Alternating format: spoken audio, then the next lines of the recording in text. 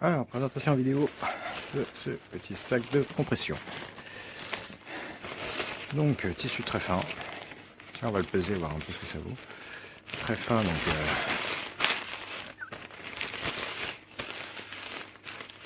hop.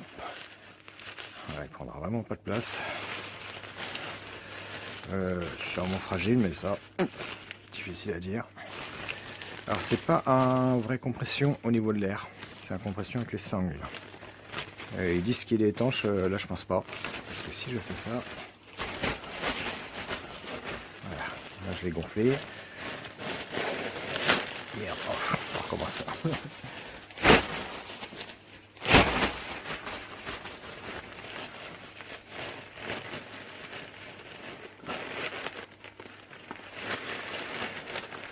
Voilà.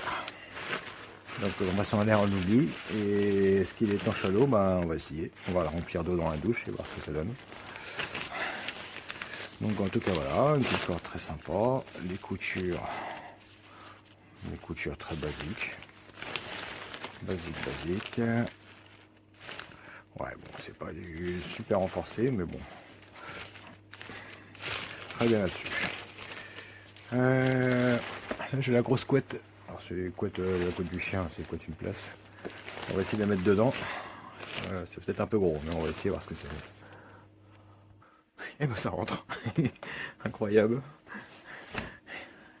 Un peu juste, quoi qu'il y a encore de la place. Oui, j'ai réussi à la serrer quand même pas mal. J'ai noté un petit, tout petit défaut.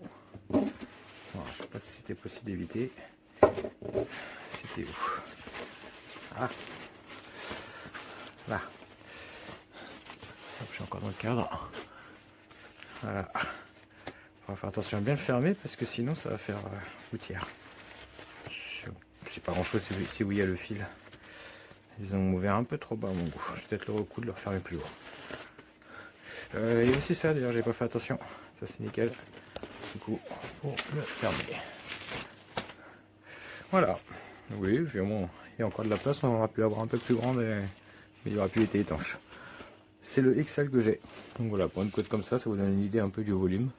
C'est un très beau volume. Dessus, c'est impeccable. Alors, je ne vais pas le retourner, mais pourquoi pas. Et le petit poignet pour le porter. Très bien. On va le remplir d'eau et on va voir à quel point il est étanche ou pas.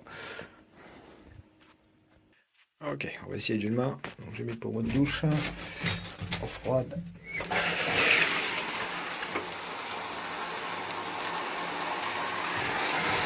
Je vais pas trop en mettre parce que c'est en train de tirer sur...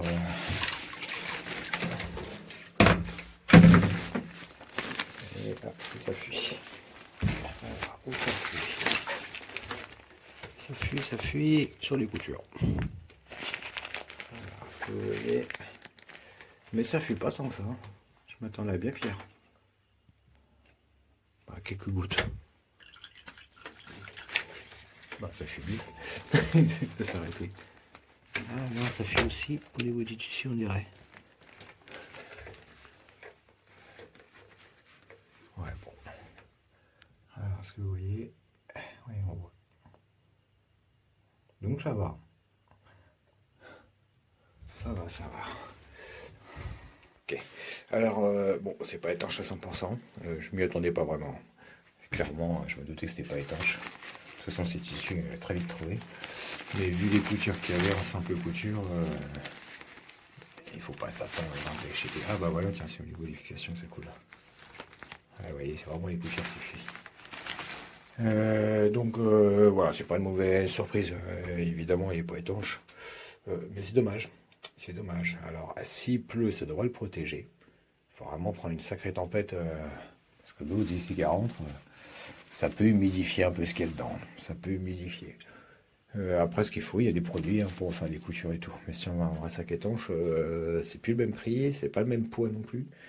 Et, ils sont plus épais. Ah tiens, je vais le peser. Alors il est mouillé par contre, donc ça va rajouter un petit peu de poids. J'ai essayé de le sécher, mais bon, il est un peu gorgé. Et on est à 112 grammes.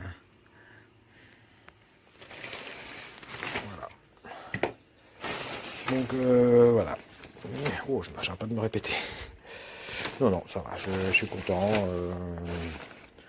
Bon, je vais enlever quand même une étoile parce que voilà, il n'est pas censé être étanche. C'est pas un vrai sac de compression étanche, c'est juste un sac de compression à sangle.